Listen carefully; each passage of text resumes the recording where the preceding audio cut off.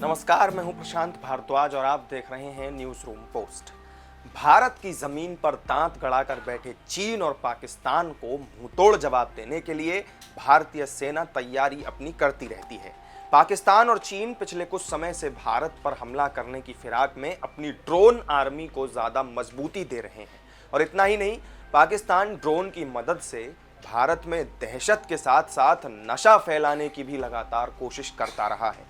इसी को देखते हुए भारत भी अब चीन और पाकिस्तान की सीमा पर अपनी सेना की ताकत को और बढ़ाने के लिए swarm drone, close quarter carbine समेत हाईटेक उपकरणों और हथियारों की खरीद करने जा रहा है। इसके लिए रक्षा मंत्रालय ने 28,732 करोड़ रुपए की खरीद को मंजूरी दी है।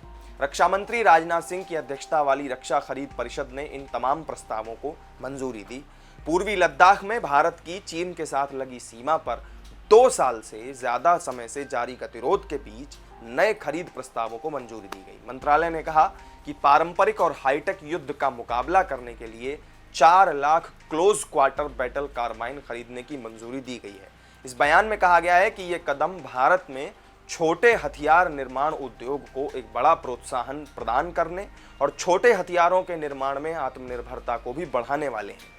भारत अब अपने सैनिकों के लिए निगरानी और हमला करने वाले स्वदेशी स्वार्म ड्रोन, 4 लाख कार्बाइन के अलावा बुलेट प्रूफ जैकेट्स और कोस्ट गार्ड के गश्ती को और भी ज्यादा तेज करने के लिए 14 तेज रफ्तार वाली गश्ती नौकाएं खरीदेगा। एलओसी पर तैनात जवानों की जान को खतरे के मद्देनजर लगातार हो रही बुलेट प्रूफ जैकेट्स की मांग को इस डील में आखिरकार स्वीकार कर लिया गया।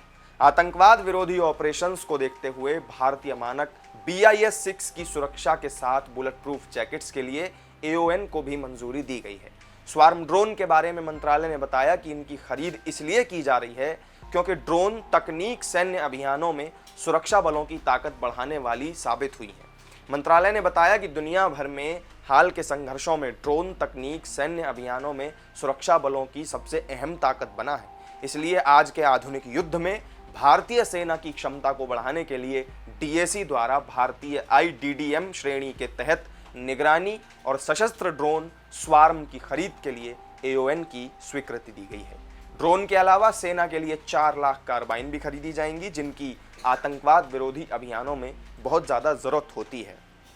DAC ने भारतीय उद्योग के जरिए कोलकाता श्रेणी के जहाज़ों पर बिजली उत्पादन करने के लिए भी 1250 किलोवाट की क्षमता वाले उन्नत समुद्री गैस टरबाइन जनरेटर की खरीद को लेकर नौसेना के प्रस्ताव को भी मंजूरी दी है। मंत्रालय ने कहा कि इससे गैस टरबाइन जनरेटर के स्वदेशी निर्माण को बढ़ावा मिलेगा।